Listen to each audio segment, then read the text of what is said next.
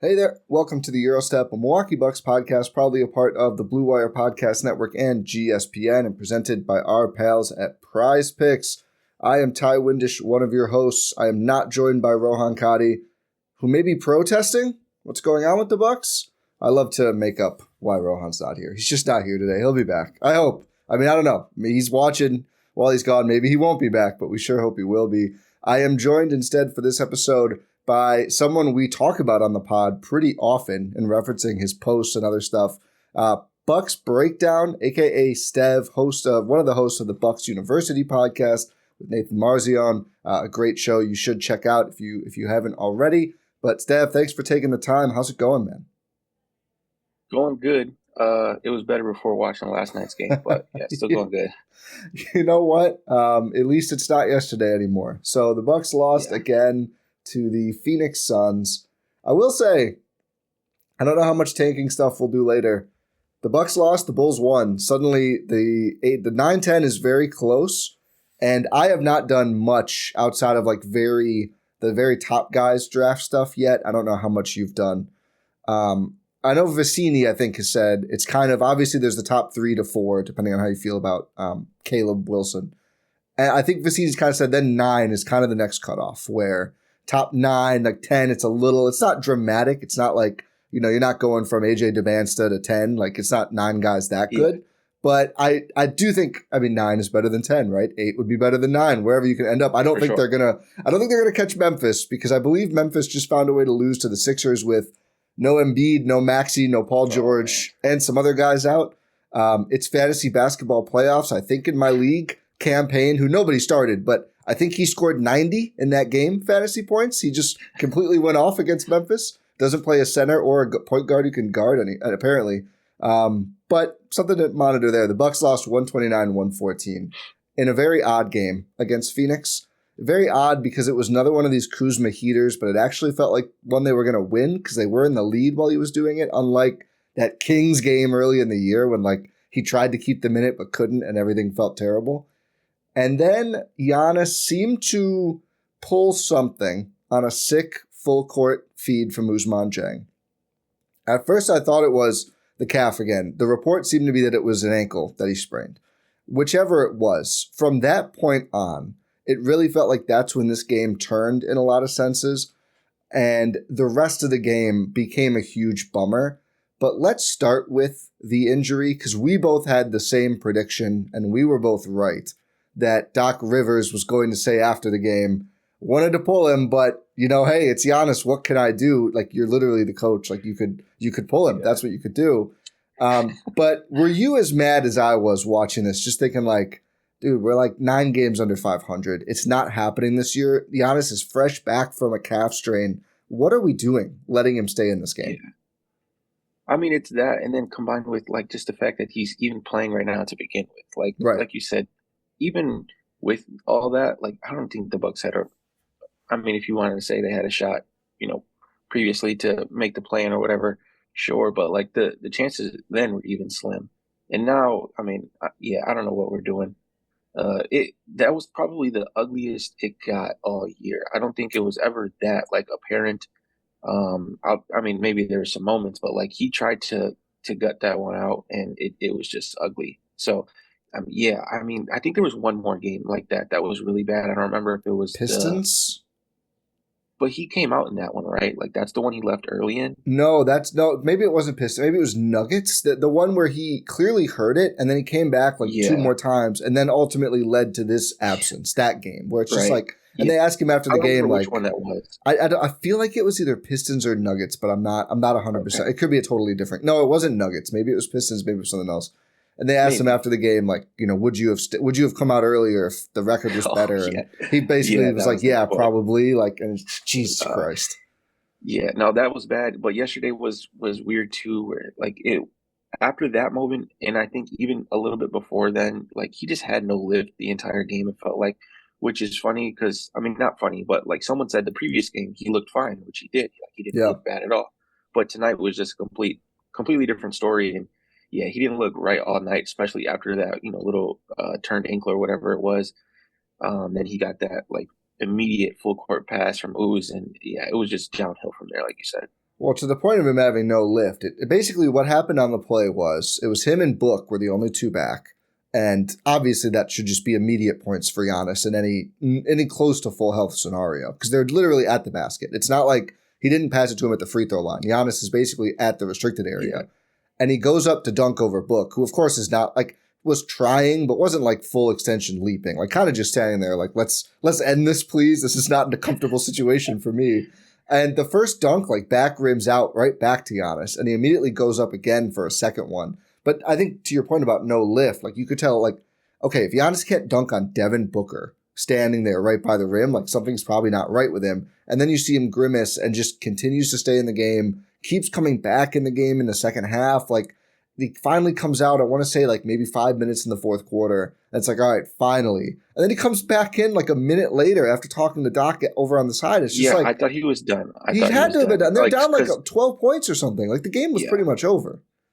Yeah, I think there was a point at like 6 minutes left, like a little, like 6 and some change, and Giannis is like bent over on defense. I think they might have just fouled somebody. Yeah. And Rollins like daps him up saying like 6 more minutes, geez, 6 more minutes. And yeah, he checks out a minute later because he was like, I don't know if it was a combination of the injury plus him being just absolutely spent, but like he had nothing in that fourth quarter. No, and I think that's the other part about it where I think this is a broader point with Doc and frankly the whole Bucks organization is that I think they're so afraid of him. It's like costing him in a way.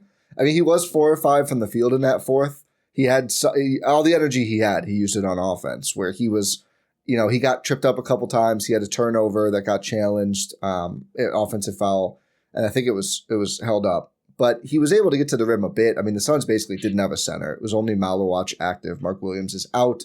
And also Iguodala, who they start, who, not truly a center, certainly not one who would normally check Giannis.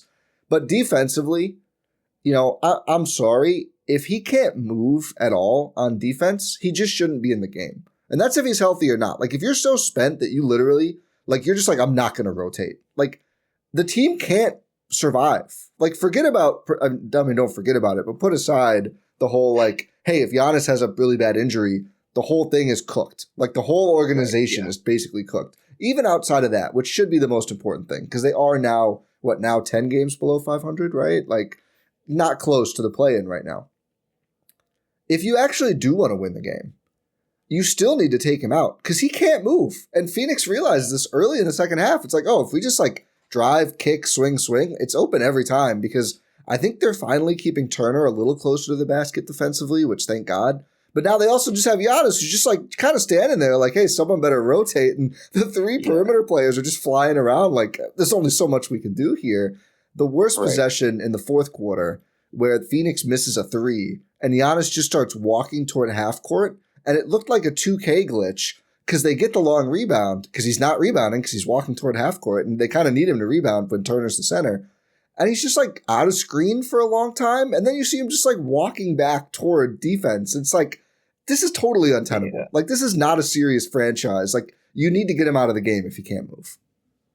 It was bad. And then I think just to go back real quick to talk about what you said, we don't really want to forget about. But if he happens to have a long-term injury, right? We won't. Yep. You don't got to say what that could be. But the Bucks don't own their pick next year. They got lucky enough that they do have, some swap this year. But if he goes down and he's out next year, they're not gonna they get 9 this year. They don't have a pick next year, and they basically suck for no reason. Which, like we said, they got lucky this year. This year, they almost have an out right to do the tanking thing, but next year they don't, and that would be even worse if that would happen. But yeah, last night was terrible. That was as bad as it's got this year, I thought, and him trying to gut it out and that game being close, it sucked. That one really sucked. Yeah.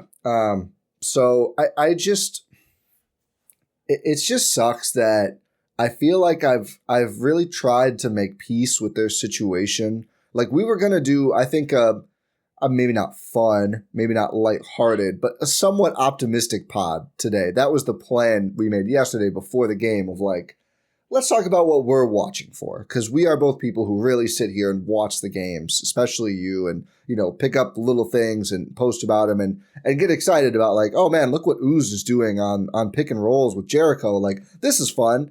And they keep finding new ways, even though we've accepted, like, they're not even a play-in team. Like, we put that aside. No one is sitting here yelling like, oh my God, they needed this one. We needed the win here to get within 4 games of, like, no, we're giving it up. Because honestly, do we think they'd win in the play-in? Like why? Why would you think that? They've been terrible outside of like one stretch in the first 5 games the whole year. So we've put all that aside. Just like, we want to focus on the fun. And they find a way to make it like this soul-crushing, like completely unenjoyable. Again, after a pretty fun first half, Kuzma was great, and he got way too high in his own supply. First half was awesome. I think Doc, it felt like he's like, oh wait, wing players are important? Like, Prince is back, and we still saw Ajax play 27 seconds for wing defense at the end of the first quarter, but it's like I wanted him to get a steal so bad right there. I know. He had a 0.27 trillion. He didn't even get 1 minute, but he recorded no stats. +1 though. There we go. The Ajax experience, it's just wild. But Prince was back. That was fun. He couldn't make a shot, but they were all pretty close. I think he looked solid out there. It is what it is. Fine. It's a typical Prince deal. Yeah. Which actually I do think he'll help.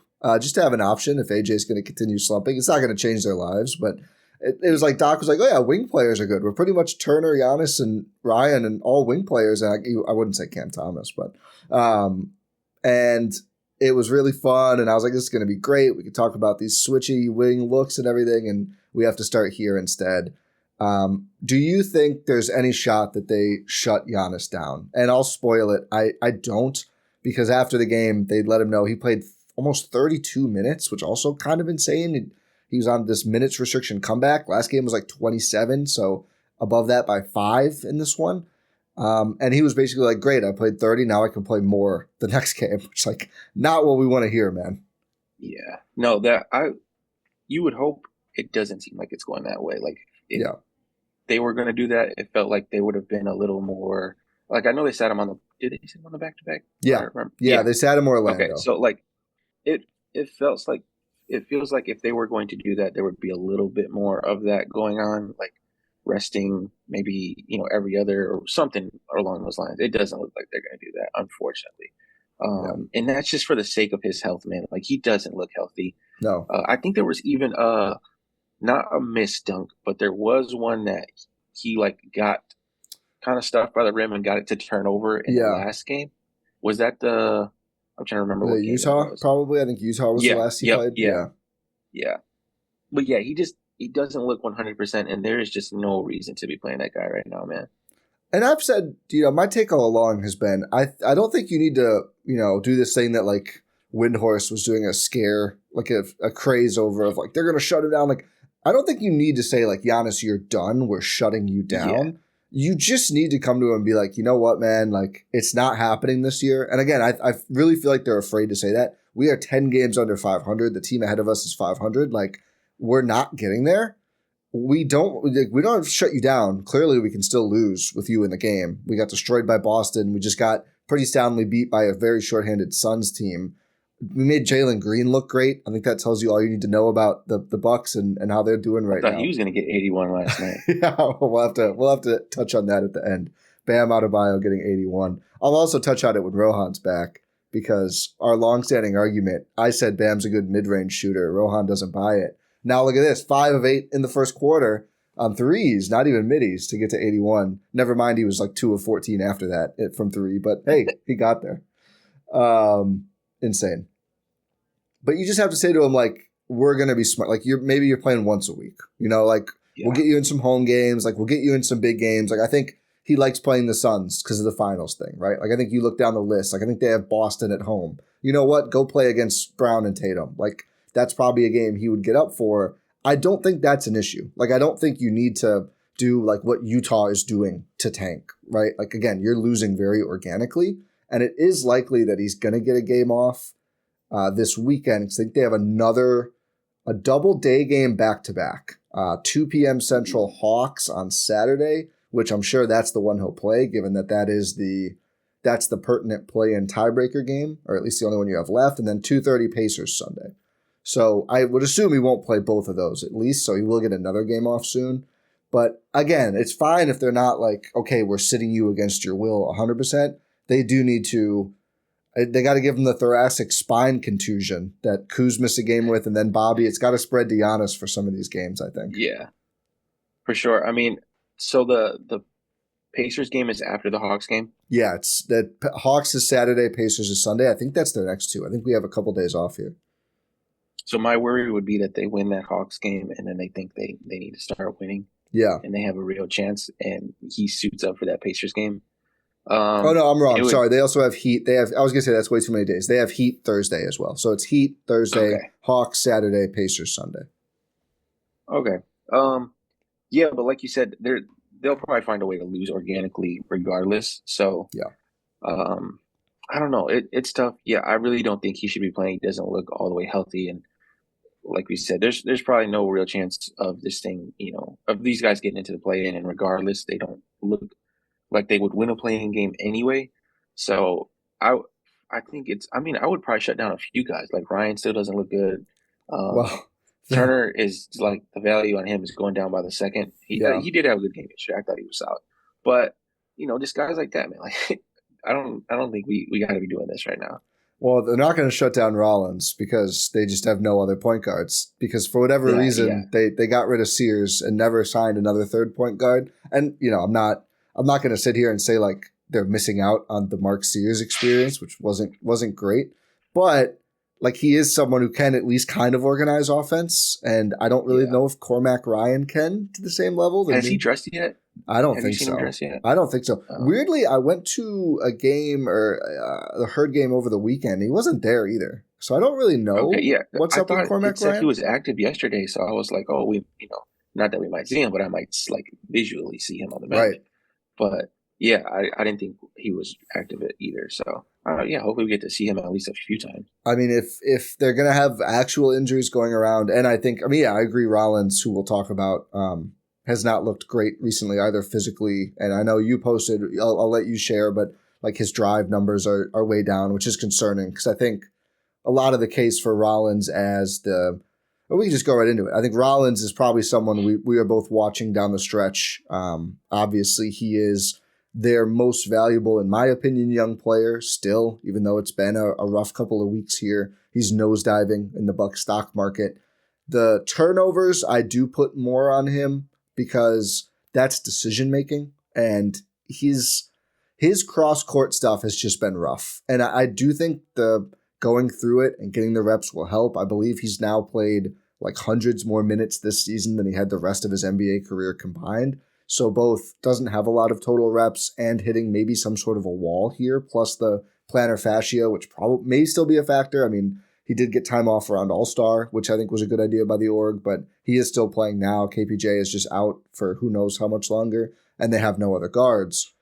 But the rim finishing, plus the pull-up three-point shooting, plus the catch-and-shoot shooting, it's like, okay, this is a super valuable combination of things in a modern guard that you just really can't find that easily. Like, you can find a lot of players who shoot 40% from three.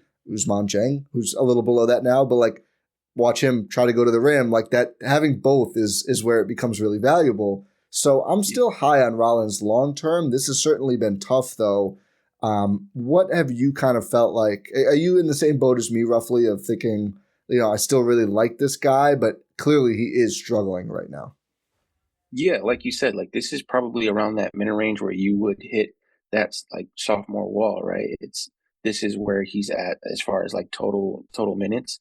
But like you said, still really high on him. I think this is a really bad stretch. Like you said, there's really no excuse for those turnovers. Those turnovers are like actually god awful. Yeah. And some of them are like, dude, why? Let's please, man, please.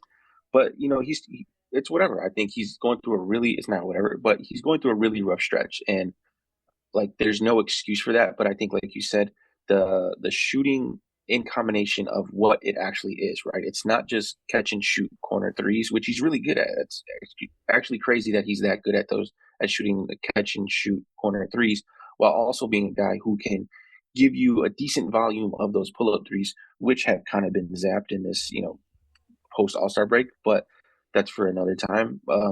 But when he has shot those in good volume, he has been good. And early in the season, when he was getting to the rim, it was something that he was decently good at. He showed that he can, he has a little step back mid-range jumper in there as well. So like the combination of stuff that he showed along with the defensive stuff when he's right, it's something that you really would like to have seen just continue to grow in the second half, and something that I would have been watching for if this was like a true, like, we're just going to play Ryan 48 minutes a night and we'll live with the results, right? I would have loved to see that, but it's tough right now because he doesn't look right. He is the only ball handler out there, and this team is just not great, but trying to be good. Yeah. It's just like a recipe for like not good basketball from him specifically. And like I said, he's not excused from that, but it does suck. Yeah, and I do think whatever your thoughts on, KPJ, which has just, but both guards have really been hot button topics because people love arguing, which is, I think it's a little funny because they seem to get along pretty well and they root for each other pretty well, but nobody seems to like both of them outside of those two. I do think KPJ's presence was helpful to Rollins, especially like second half of his season, KPJ, when they did really tone down the, like, okay, man, you can't do 11 dribble hezzy tween like to start possessions anymore. Like we need you to basically just drive and kick over and over. To his credit, KPJ is excellent at that. Like that's one thing, he is clearly better than Rollins. His handle is better. He's a good passer out of the paint. And all the Bucks missed that, certainly. But I think Rollins too. And I think Rollins' best game post KPJ injury was, I'm trying to think of, maybe it was Jazz, like with Giannis, when Giannis looked a little more right, and maybe Atlanta too. I mean, they ended up getting smoked, but Giannis looked better against Atlanta than he did against Boston his first game back. And Rollins really felt like more of the either 1A or 2 offensively option. And it's like, okay, now I'm not being asked, you have Jericho Sims and Kuzma out there, like just break down a defense, or you have one screen and roll, like just go make a play. It's more of like, okay, the ball's kicked to me and now I can play make from this secondary role. I think right now, at least like with the way he's playing, I think earlier in the season, it felt like he could take on more of the offense as the one on the offensive end. Right now, it kind of feels like he does need a little bit more help there, just with whether he's losing some lift, whether he's hitting a wall, whatever it is. And that's not been beneficial. I think Giannis, like this last game, started pretty good, and Kuzma is giving you a lot of lift. He's done some ball handling. But as the game goes on and some of these bench lineups where it's like Rollins and a bunch of bench guys who really aren't creators, and Cam Thomas, if he's not playing well, he's not really giving you anything, unfortunately. That's when I think he struggles the most, when it's like, okay, Giannis is kind of jogging through a few possessions because he looks winded and now there's just not enough help. So I think that plays into it as well. Like I said, I want your thought on that, but also this sentiment. I've said I see him as like a Nembhard archetype, which a lot of people got mad at when I said it like 2 weeks ago. Like, what are you talking about? Like, Nembhard's way better, blah, blah, blah. And it's like, first off, I didn't say I see him as exactly Nembhard, right? Like that archetype of the second guy, the second creator, or you could even say third, I guess, on that team with Siakam and Halliburton. Bucks obviously don't have two guys that good outside of Rollins. But I just think like I could see it where it doesn't maybe need to be another point guard if Giannis is still around. But I just don't think he's going to be, or at least he is not right now, he's only 23, that lead guard skill set offensively. I think he just needs a little bit more support on that end. Yeah, no, I would definitely agree with the sentiment. I think my thought was always going into this year, I thought it was going to be a ton of Giannis dribbling up the ball and kind of initiating the offense and being almost the point guard for this team. And so that's why I thought, I think Giannis thought that too. I think Giannis thought that too, by the way, based on a lot of his comments about selfish guards and wanting to be the point guard. You're not alone. Oh, man, that's a topic in itself. But I think like the thought was, okay, like you said, Rollins is probably someone who can handle that in lesser spurts, right? Like yesterday would have been a game where I would have thrown Giannis in the post and had someone else initiate the offense so that you can get it to Giannis, let the Suns do their double team, and then work around from there. Find your secondary creators like Ryan, like Kuz, like even Ooze has been really, really good, kind of just catching and attacking or catching and shooting. But so my thought was you didn't really need a real point guard, and I still don't think you need one, in general, right? Like not everyone needs a Halliburton, right? Right. But There's like only you like two said, of them in the league. So if everyone yeah, does, 28 teams are out of luck. yeah. So like, yeah, that's the thing. Like, you don't need this pass first point guard who's, setting the table and being Ricky Rubio for your team, right? Like, that's not extinct, but you have to be like a real weapon offensively to be that guy and to just do the things Halliburton and Shea do, and Yeah. just handle the ball as much as they do, break down offenses, all that good stuff. Um, and like, I just would have liked to see a bit more what Ryan, like, just continue to push Ryan, but not feel like at any moment you need him to just be the 1A for this team, or like the single and sole initiator offense. Like, I felt like Giannis was supposed to be that. And Yeah. on games like this where you felt like the game plan dictated otherwise, then that's when Ryan could be that initiator. I don't think he's a true point guard. I don't think he'll ever be that, because I think he is so he's a really good scorer. I think that's what he does. He scores the ball really well and efficiently. Um, so I mean, you can kind of conjure up, whatever. Like, I think Nemhard is good, but I think he's a better scorer than Nemhard. I Yeah. think he has a bit more to his bag than Nemhard. But is he maybe the initiator of offense that I've seen Nemhard be? Maybe not entirely yet, but I think the start is to have that diversity, scoring the ball, and to not need the ball to be good. Like, he can sit in the corner and shoot threes and be just fine because he's that good defensively. Yeah. But he can scale it up. So I'm sure he'll find his role, because I think he's that good. He could score the ball that well. But I think the ceiling, I would have liked to see a bit more. But again, like, the offense kind of is a lot different than I was expecting it to be. And I mean, even if you want to take some of that credit off, blame off Doc, I think the team was a little worse as well. So Yeah. Smaller J-Dub, I guess, if people want a better player to comp. I mean, J-Dub hasn't had a great season, but I like that. Yeah. I mean, it's such a weird dynamic because we haven't like seen a ton of Ryan. I mean, if you just go back to that early part of the season when Ryan was playing with Giannis, I thought the pairing was really well.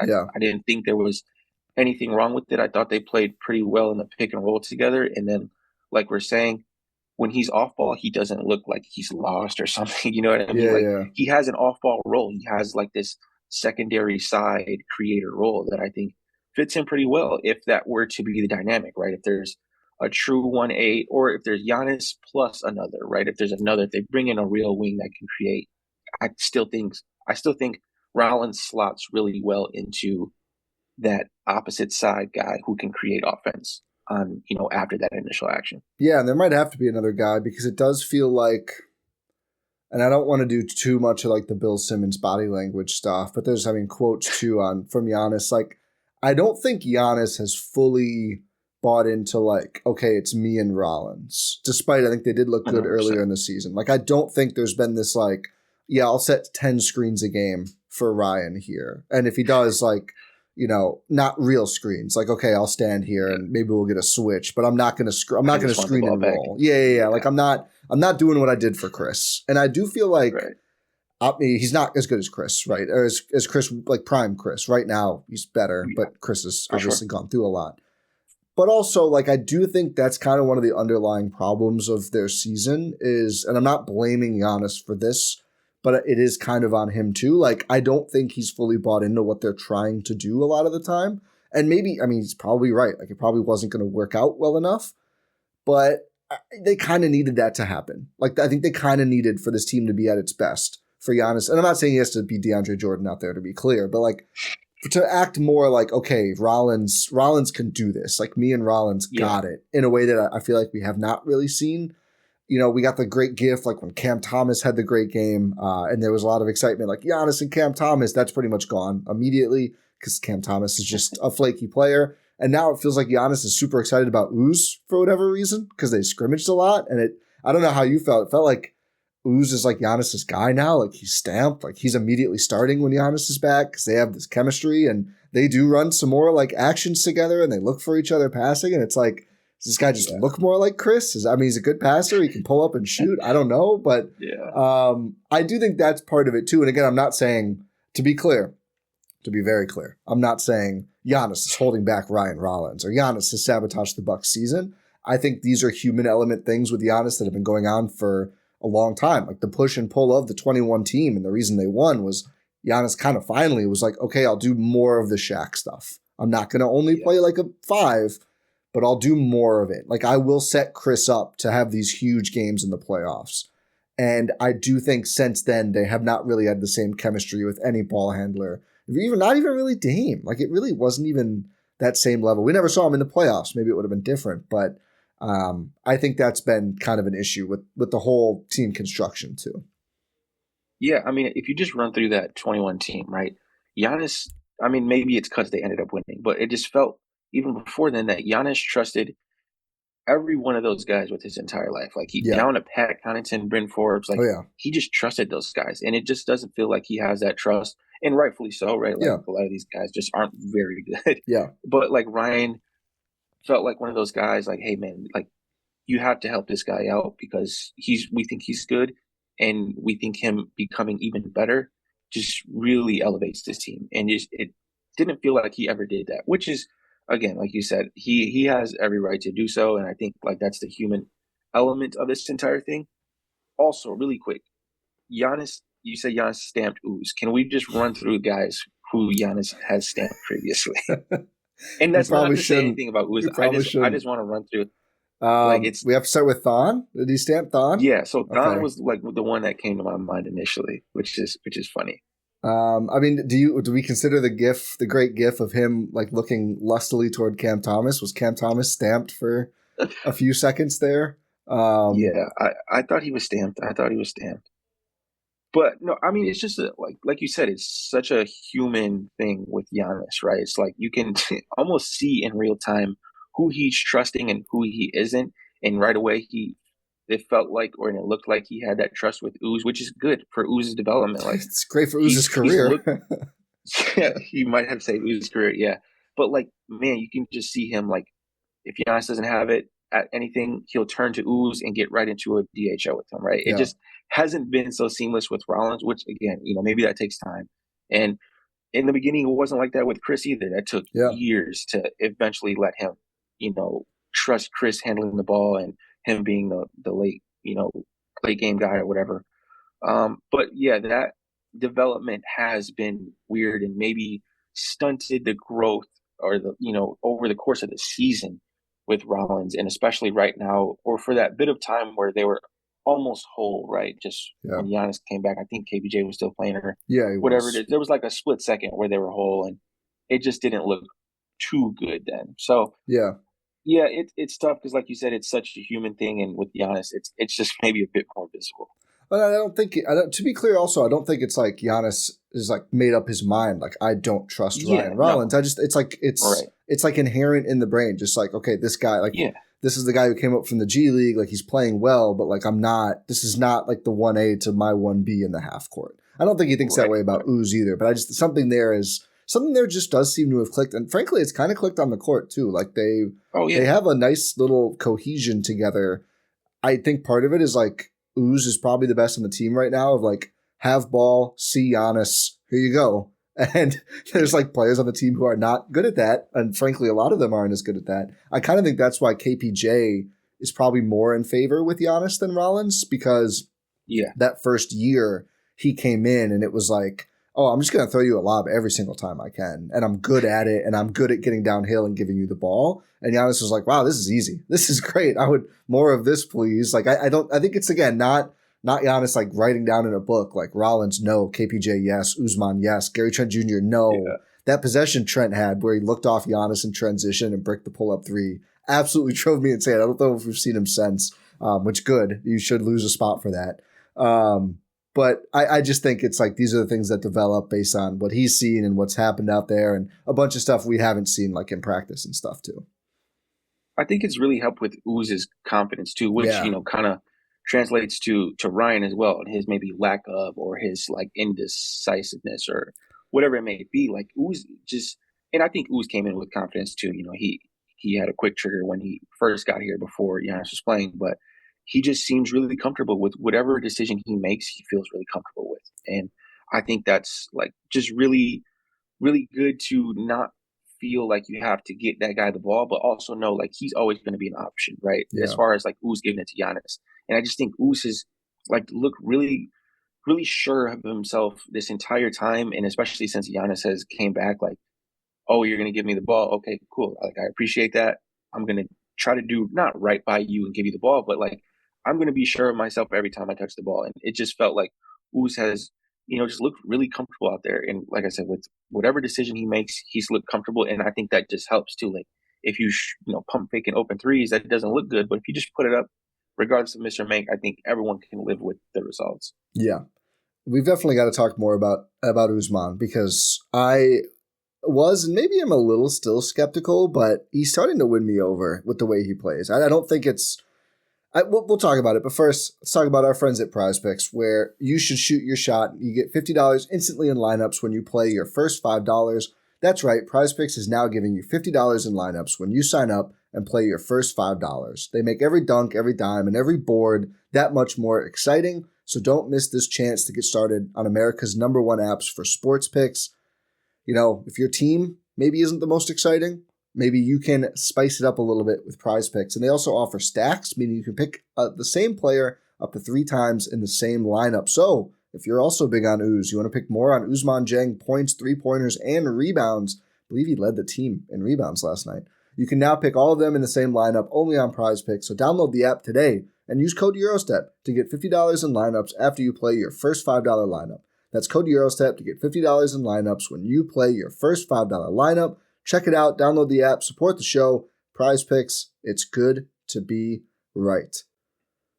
Okay, just where are you at on Usman? Because, they get him, and I'm like, okay, cool. They probably should have gotten a second-round pick for this. I think ultimately it comes out they got cash for it. But they didn't give up anything. It's not like I'm like, this is a horrible trade. But they took in more salary than they gave out. They helped Phoenix get below the tax, yada, yada. And they gave the Bulls Nick Richards, which, like, whatever, who cares about the Bulls? And it's like, fine flyer. Like, this guy they picked, I believe, above J-Dub in that draft. It was the Chet Ooze J-Dub draft, if you will, for OKC. And basically, he's just never gotten real run there. He's played more at the G League team. But, like, you look at the G League numbers, like, wow, he passed a lot. He had some turnovers, but I kind of see, like, this is exciting. It's like a 6'8" guy that basically they were turning into a point forward, or at least having him run that in the G to get comfortable with that.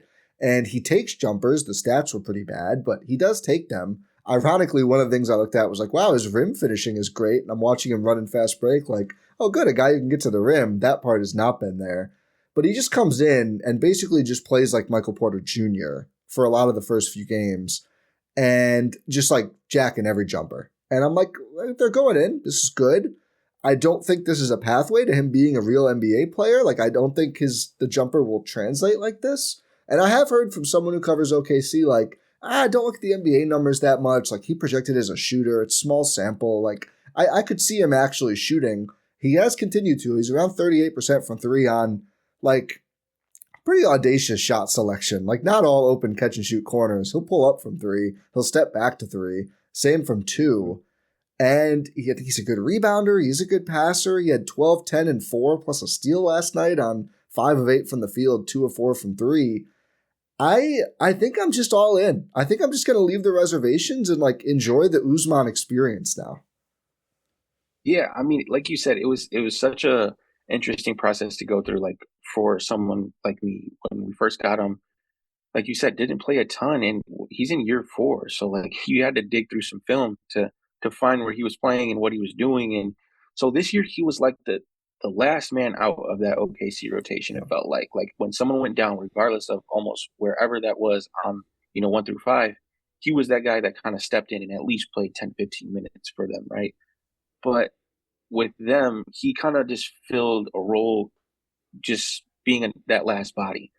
But if you go take a look at some of the games where they're just kind of resting guys, and funny enough, they had that one against the Bucks. Versus the Bucks, yeah. One of his best games of his career before he came to Milwaukee. For sure. Yeah, but like he handled the ball a ton in that game. And like you said, they were kind of experimenting with him just basically being that point forward, like you said, or just at the very least being comfortable initiating action and handling the ball, being in some pick and rolls and doing all that stuff. But then if you go and look at the G League stuff and even the NBL stuff, that's where he was at, right? He was in NBL. Yeah. So Yeah, I think he was it was. that? Yeah, Okay. which of course But regardless, if you go, Horst got another NBL guy. yeah, Can't help yeah, himself. unfortunately.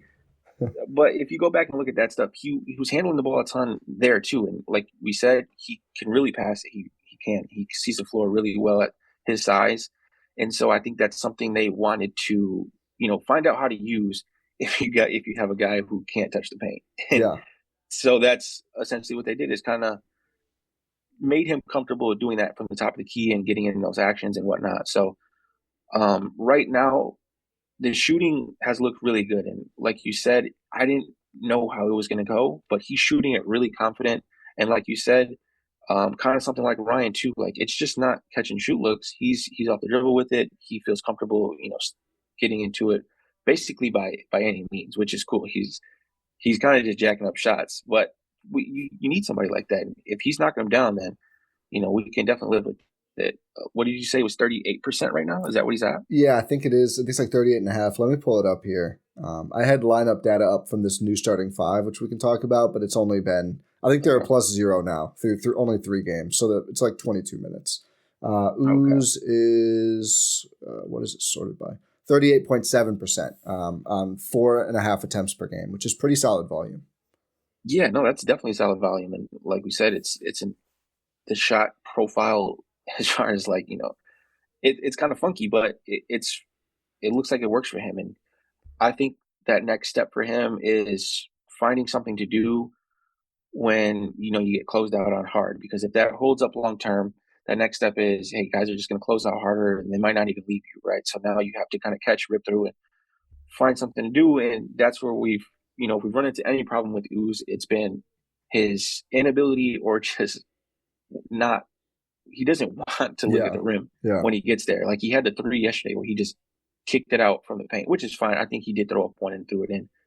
But that's like the next step, is how can we get you to the paint more? Because that's going to be that next step in turning you into someone who can really play big minutes, is that, like, as far as the offense stuff goes.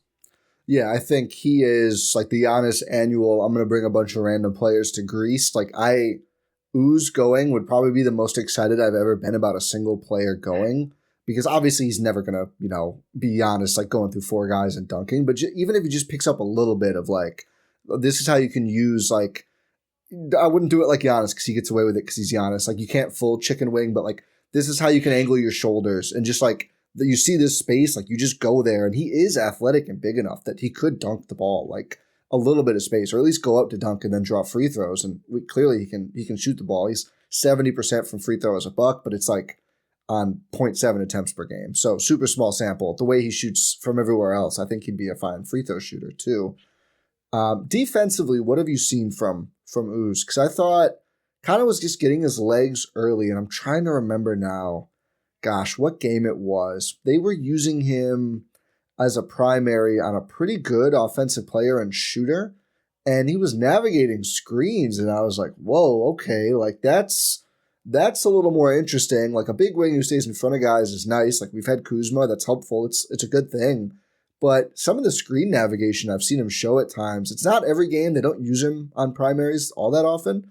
But when they do, I think I've been pretty impressed by like the little things he does defensively too.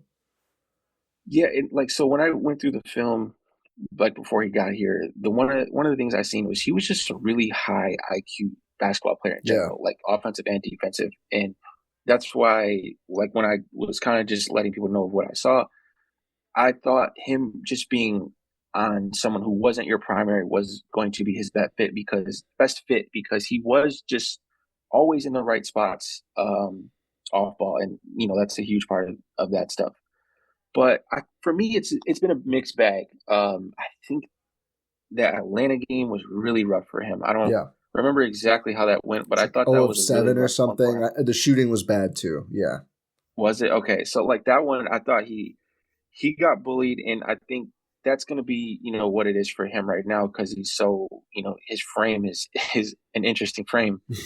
But if he can, I think he has the tools to be at the very least, a guy that you can't pick on because of his size. I think he moves really well for how big he is, and he's really high IQ. So if you can just not get pushed out the way by guys on switches, like in that Atlanta game, they were kind of just getting Jalen Johnson switched on him, and Jalen Johnson was Yeah. putting him in the basket. Yeah. It was a rough stretch for him, but like that's the next step, because I do think, like I said, he's high IQ. He knows what he's doing, and he's man. His when he can test shots, guys do not make shots on him. And Yeah.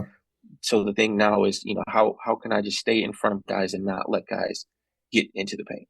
Yeah, I was wrong, by the way. He was 1 of 7 against Orlando. He was 6 of 14 versus Atlanta, but 2 of 7 from deep. So not awful offensively, but struggled defensively. And a rare no assist game for him. Actually, the first one since Toronto, way back in February 22. So the second game back from break there, where he played fewer minutes as well.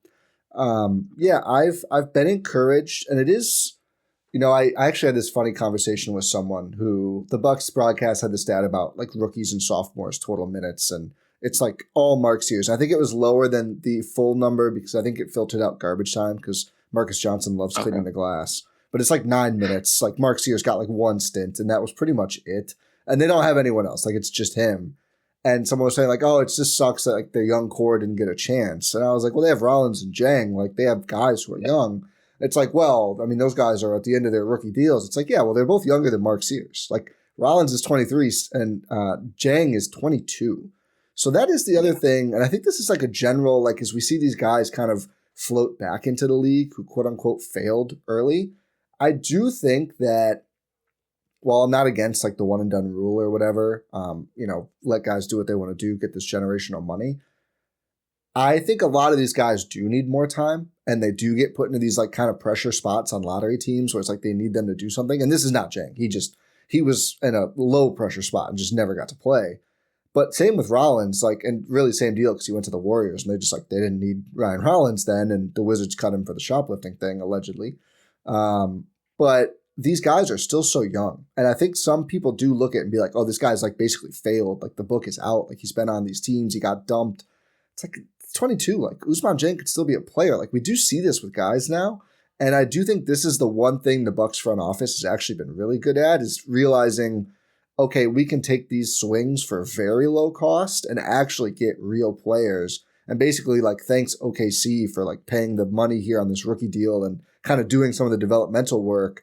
That I thought was a really smart pickup by them. And it's looking like it's going to work out with Dieng. I think like the archetype of player has, you can kind of talk about that too. Is like it's almost the same thing as like the taking shots on someone like Cormac Ryan. This is not a knock on Cormac Ryan. Yeah. He can light it up, but like taking shots on someone like that versus who is what is he like 6'9" with a 7-foot wingspan? You know what I mean? Like those guys don't grow on trees, man. Like there's going to be minimal opportunity to buy those guys at low cost and see if you can do something with them. And they took their shot, and at the very least, they're giving him a chance to figure out, if he can put it together in this little short stint and buy himself some more time in the league. And I think, at the very least, I will applaud that because I think that is a good shot to take. Yeah, I certainly agree with that.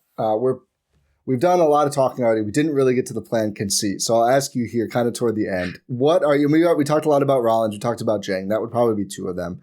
What are you watching for down the stretch here with the Bucks? Like any player, any just thing, whatever it may be. What are you, pulling up to what Bucks Heat tomorrow night? Like I'd like to see this, or I'm just looking at this. That's tough. Because like you said, we did all the good ones. We talked about Ryan and Ooze, and like those are probably the main 2, right? Yeah. Just seeing those guys continue to grow. If AJ Green was playing well, I would say just getting AJ Green any type of on-ball reps because I think he does have something to show on ball. He's going through it right now, and he can't string it together, which is I think he's going to be fine. But seeing him get it back going and just Ryan continue to maybe shake the turnover thing and Ooze continue to play on ball more and, flash some of that passing because we know he can shoot it. And, we know that he's going to have trouble getting to the rim right now, but, the on ball reps that you can get right now in this time are invaluable. And I think that's like what you can kind of take from this the most is getting those on ball reps that you probably won't get for another year until it hits March again, and we get this kind of same scenario rolling again. Well, we'll see how the summer goes. Maybe it'll be the whole next half decade, and we'll get sick of these on-ball reps for these kind of guys, but hopefully not. You're very right. Yeah.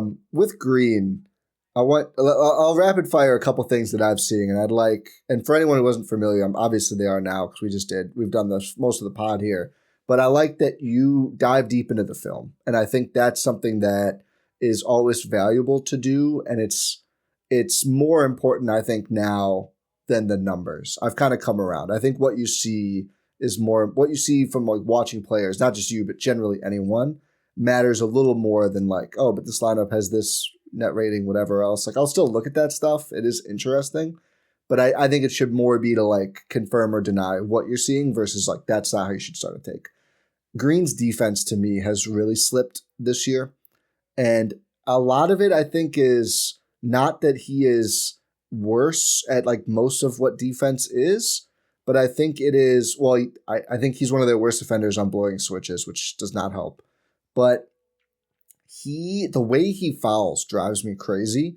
It's almost like frustration fouls at the end of a play. I don't know if that's why it's happening, but people get mad at like Buck's whistle or his whistle. He kind of just throws his chest into guys right under the rim all the time in a way you just cannot do. And it drives me crazy. I'm sure it drives Doc crazy too. And Prince being back, I don't think it's going to be good for Green's runway here, although maybe a little time off would help him. But what have you seen from him on the defensive end, AJ Green, lately? Man, I think I could do about 5 hours on the Bucks defense as a whole. Yeah, and it's such a what mess. that's done to everybody. The 5 schemes that we've tried, according to Doc. Oh man, dude, I seen that and I closed the laptop out of that. But it's tough because all year he's played essentially the role as he's been the small forward for the Bucks, right? Yeah. But that doesn't mean he's guarded strictly small forwards. They've used, because of the scheme they play, these guys are on the perimeter every time. And man, recently they've switched everything, and they, whatever, they're trying stuff. And I don't think AJ has been good defensively. I don't know if it's been in like a step back, like as a personal defender, if that makes any sense, right? Like, I don't know if he's doing anything demonstratively worse than he was last year or anything like that. I just think the Bucks defense is so out of whack that guys on the ball and guys who are that last switch where a guy then attacks, those guys are going to stand out more when looking at this stuff. And like I said, I don't think AJ has been good by any means defensively, and it doesn't help when he can't knock down shots. Yeah. I just don't know. Like, he's always going to be, I think if he's starting, I think he'll be the worst defender on the floor. He should be the worst defender on the floor for the Bucks, in which I think you can make some lineups where that isn't the worst thing in the world, right? Like, everyone has to have a worst defender in your starting five. That's just, you know what I mean?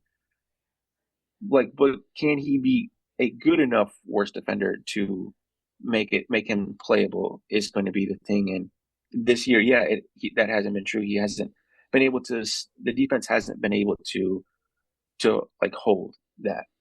It's been tough. It's been a really rough stretch. Yeah, they give up every switch. Basically, it's very rare you see them like fight under, even if there's non-shooters involved in the action, which there's 3 different things you could do to not do that. But I do think it feeds the fuel on like anyone who's against AJ, because you'll just see the team's best perimeter player, the other teams, get to walk him down and ISO him like 10 times in a row, and it's like, yeah, good luck. That happened against the Hawks too, where like they're just giving up these switches and getting him on, Jalen Johnson's on. Yeah, like, come on, it's over. Like, you can't give me right over this screen. It's not good. Like, from a, I wonder, like, what I would love to just sit in on one of those Buck defensive meetings, man. I have some questions, but I don't know. Maybe that's not my space. I think it doesn't seem like it's their space either, the coaching staff, based on what we've seen. Yeah, the fact that you say that not you, Doc, says that we've tried 5 schemes. First off, I don't think they have. Like, it's looked mostly the same with a couple tweaks. Like, they go for rebounds more now, which is good. Like, they caught up to modern basketball 50 games into the year. But I have not, like, I just like, could we not switch every screen and drop? Like, would that be so hard? And they just don't stuff really at do that. 35 feet. Like, Yeah. you're going to allow this guy to get downhill. Like, man, make him throw one in the bucket from 35 feet before, Right. Just switching whoever on him at any point and, just putting yourself in that mode so quickly when these guys cross half court. It's just a lot of stuff like that. And we've, kind of seen it the entire year, but I don't know, it just doesn't seem well thought out. But they're the coaches, man. I don't know. Maybe it is. What's your temp on Sims, who's just been pretty great? I believe now shooting 84% from the field. And just like the one, he feels to me the one player for whatever reason where we've figured out the right role for Jericho Sims to maximize what he can do. And good for Sims for taking advantage. I think this year has probably gotten him like at least 4 more years in the NBA. Like I think it's great for him. And he is a legitimately good player. I don't think probably he's as good as Doc Rivers does, but he has helped them. And he clearly is a pretty elite like lob catcher and dunker at this point. Or at least he selects those shots well. Yeah, I love Sims, man. I've been a fan of Sims since he got here, and I just thought like there had not had to be, but like there is a role for him. I think Doc has maybe taken that way past I would have. I don't think I was messing with Sims that much, but I think the concern would be is that we've seen most of that without Giannis. Yeah, like a lot of it came without Giannis. So like now my thing would be, okay, how does he fit into a team that is playing Giannis 30, like in 35 minutes, right? Like don't play Giannis 35 minutes tomorrow, but how does that work? Yeah. Like where does Sims, what can Sims do? Who is he playing alongside? Can he play alongside Giannis? How do you keep his activity or how do you just maximize him because you're obviously not going to be, hopefully not going to play him 30 minutes regularly. So how do you then maximize his 20, 25 minutes, right? Or whatever he's getting. And who does he work alongside best? And I thought there was a few games where it was good, few games where it was bad since Giannis was back. I know he was out last night, but I just think continuing to mess with that because like you said, man, he's been invaluable to this team because of just what he brings from the defensive stuff has kind of shown up more lately. Yeah. But before that, it was he's just a one-man wrecking crew on the offensive glass. And they just needed that so desperately to kind of swing things. That was huge for them. So just figuring out what he can be in a more realistic long-term role or long-term as in what does it look like next season? Yeah. Just with Giannis, I do think they could probably play them together a little bit. I wouldn't want to do it all the time because there's all this how much have the Bucks over prioritize spacing with Giannis probably to an extent, but that doesn't mean it's not important. Yeah. It is nice to have spacing with Giannis. But I remember at least last season, I haven't looked at this year's. I feel like they have not played together much at all because Giannis hasn't played much overall speaking. I don't know what the numbers are, but they were really good defensively when they played together, which does make sense. Sims both kind of gives you he's a closeout guy and a rim defense rebounding guy, and that versatility I think plays really well.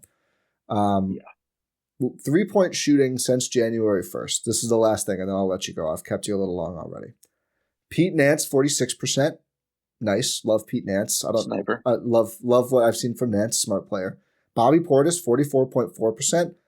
Kind of has just become Davis Bertans now, which he's obviously has some more offense to his game, but that's a tough comp right there for Bob, man. The shooting has been great. Kyle Kuzma third, 40.8%. This is really where I was going with this one. Kuz has been a sniper. I think last night you called him. He's been prime Kyle Korver for weeks now. In 2026, the year, Kuzma's averaging 14 points, 4.5 rebounds, 3 assists to 1.3 turnovers, and shooting 40.8% from 3.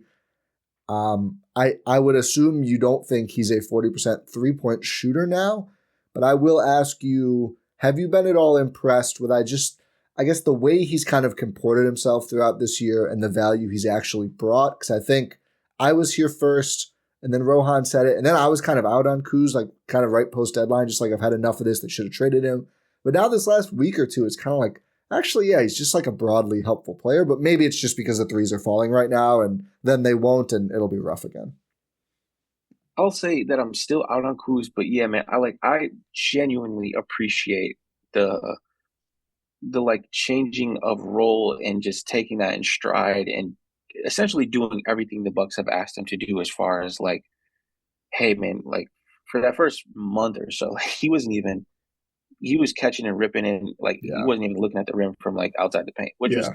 it was funny, right? Like because he was taking it that serious, but like I genuinely appreciate that because he's put up 20 points per game, before, and he's has done that. He's jacked up terrible shots, and he's before, and it felt like he kind of changed coming into the season and just did whatever it was that the Bucks asked him to do, and he came off the bench for a while, and he got that DNP the other day, which was whatever. But like 4 game cycle.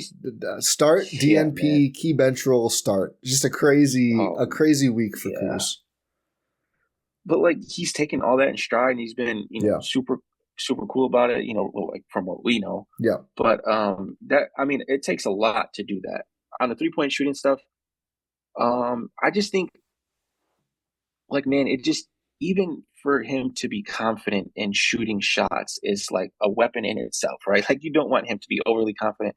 I think 10 threes is crazy. I don't know about all of that. The last like, 2 or 3 last night. I mean, he took a logo heat check, made it at like the end of a quarter or a half, and then he had another deep one that he made, another deep one that he missed, and then he fires up another one after that. I'm just like, you cannot heat check after you miss a heat check, Kuz. Yeah, the double heat check. No, that was something, man. But they were finding him too. They were like hunting him down to get him the ball. But no, that was hilarious. But I think that maybe it's a bit much. But I just think the confidence that it takes to just catch and shoot. Like I think right before KPJ got injured, I think he was almost coming back to being just a willing 3-point shooter. And I just think that does so much for the overall spacing and how guys guard you and everything like that, because we were getting to a point with KPJ where they were just daring him to shoot. Yeah. So you have to be just confident in catching it and going right up with it, regardless sometimes of the results.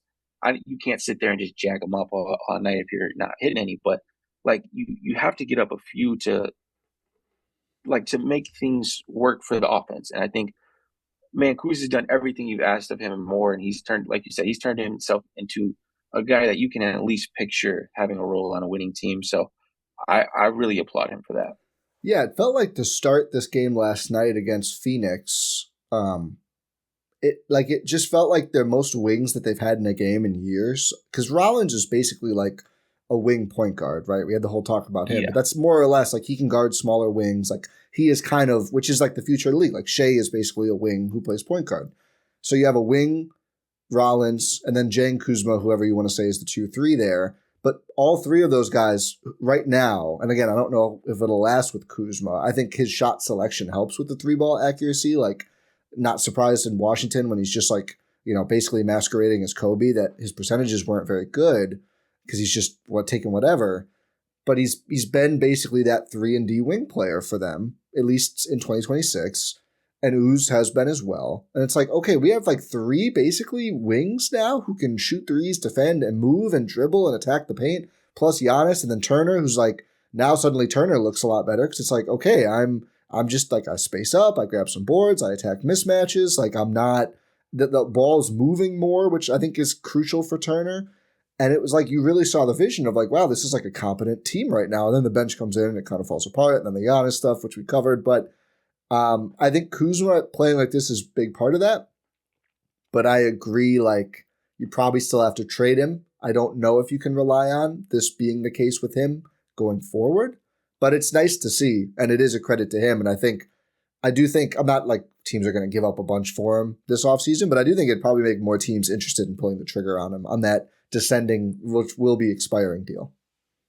I think if he was on the like exact contract Bobby is on right now, I think I'd like Kuz a lot more. I know it's it isn't a huge difference. What Kuz is or Bobby's at 15 or 16, right? It's going to be pretty. I think Kuz is below 20 next year now because it is descending. Oh, is it? Did it get okay? Let me see how far down it goes. Now it probably has 490, so it probably doesn't get that low. Maybe 20. It's 20. Yeah, 20.3 next year. So still a little bit higher. the Bucks financial situation makes this a bit tougher as Yeah. well. Like you can't have that guy be your, whatever it is, third highest paid player. Yeah. But like, man, I would love Kuz if he just made a less money. But yeah, man, I think that lineup that we seen last night was cool because a lot of the Bucks offense was coming so easy from just getting these guys in these actions, while the Suns still had out.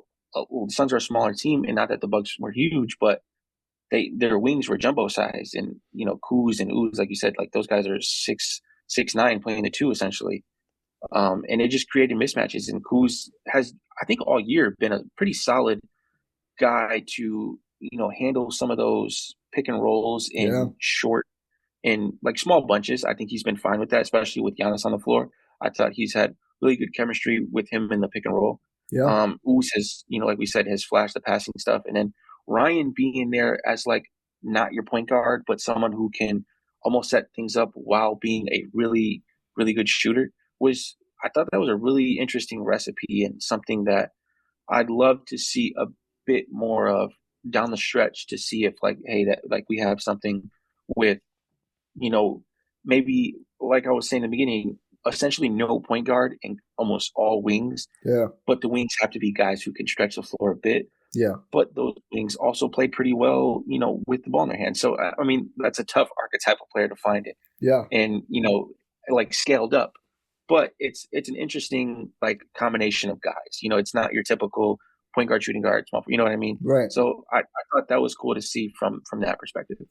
I would love it if they took this as a lesson to go like, actually, we don't need to go get a John Morant or a Zach LaVine. Like, let's scale up the wing position. That's the other thing about Kuzma, where if you're making any sort of big money trade, he basically has to go unless you're sending Turner, which is its own can of worms. But Bob's deal is not that big. He's not getting you that much salary in return.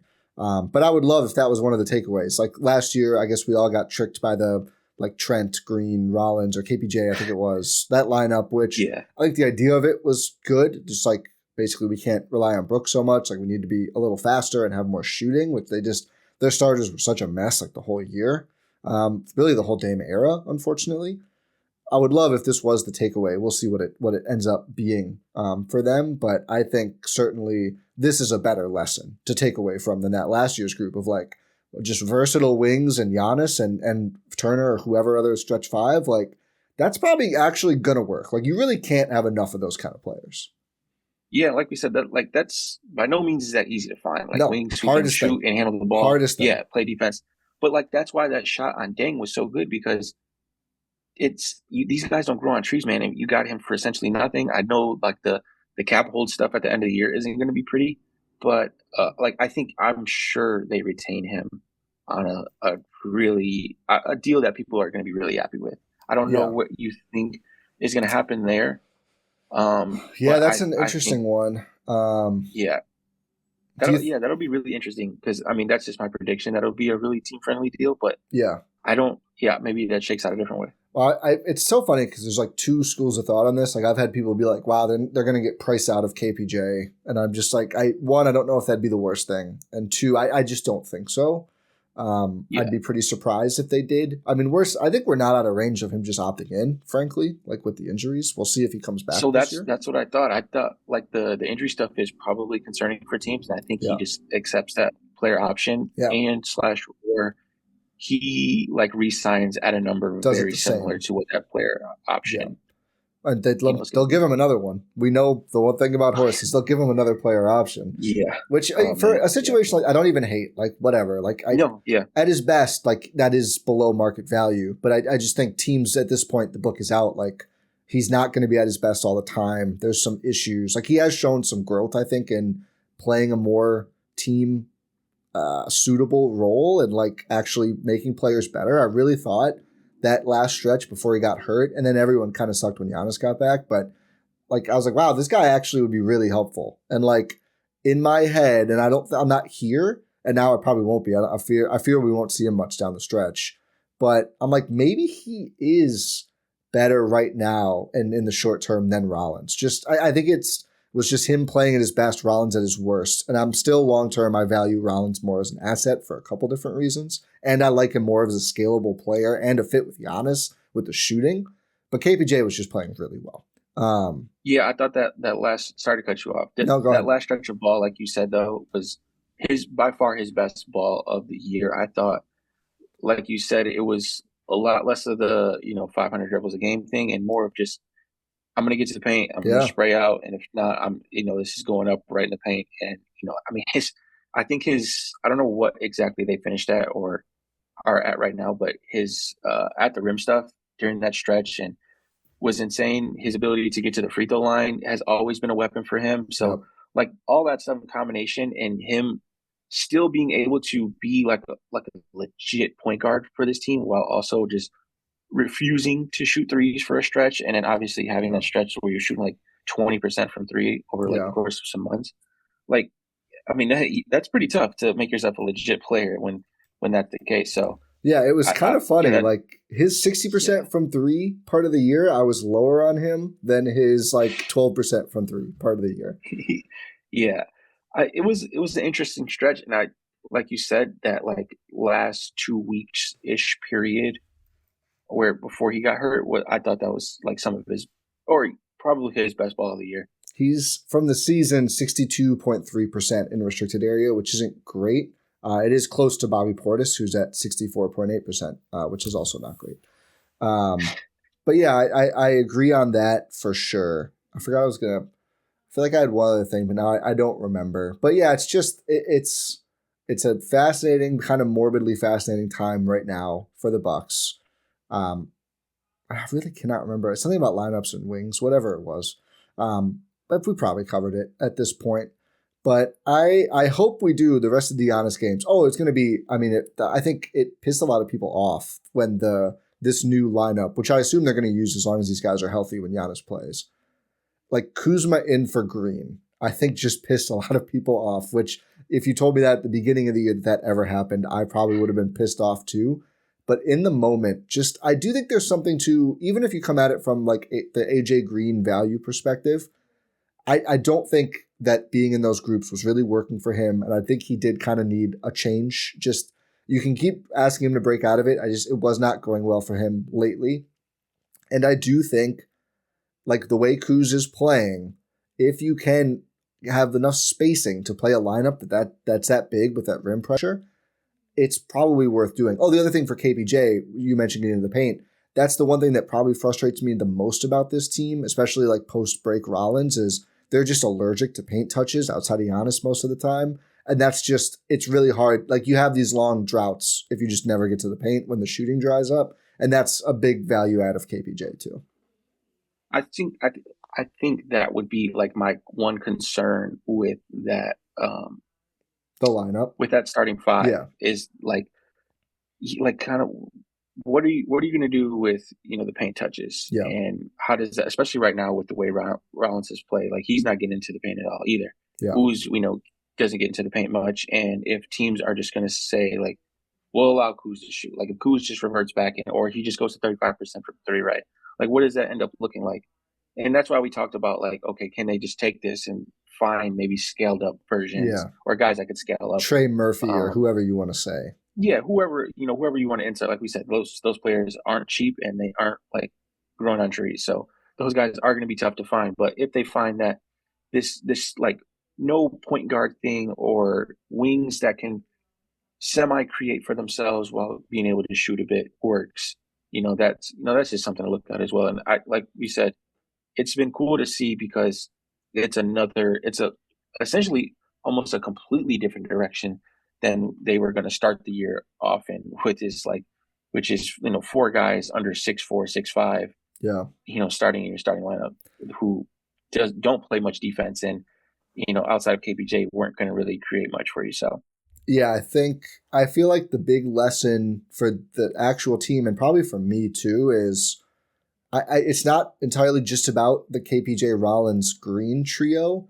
I think the rebounding and Turner makes it so it's also really hard just from a team rebounding perspective, especially when Giannis was out. Like when they were doing like Kuzma, Turner, and those three, which I think they did a bit here and there.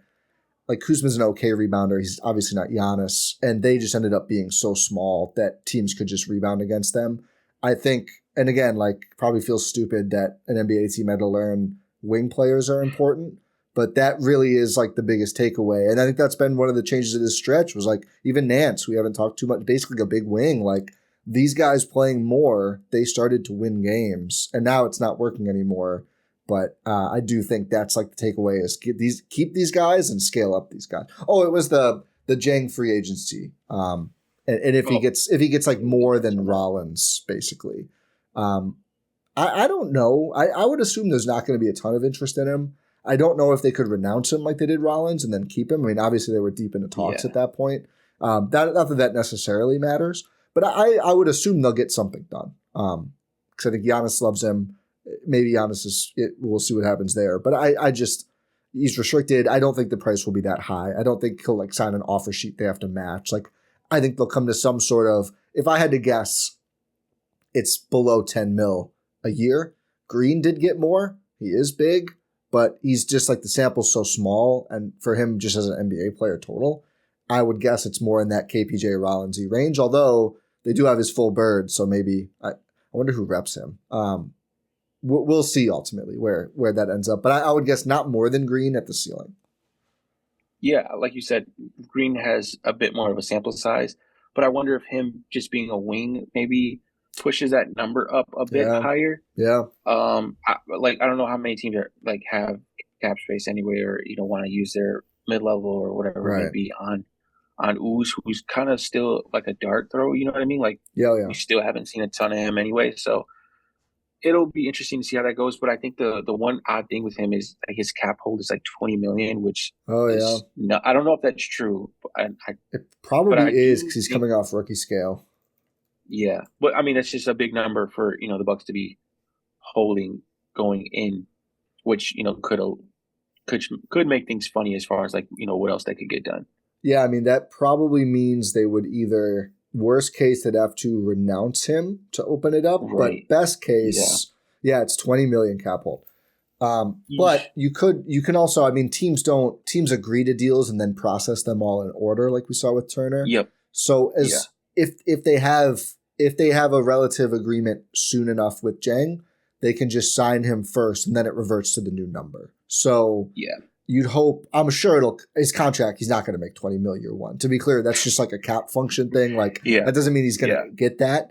But yeah, I think, I think you'd like to see them have a deal with him early. And then you can kind of just know going in, like right now we only have this much, but we'll sign him first and then we'll have this much. I mean, they're not going to have real cap space unless there's some crazy seismic trade, but they will have a ton of tax and apron space.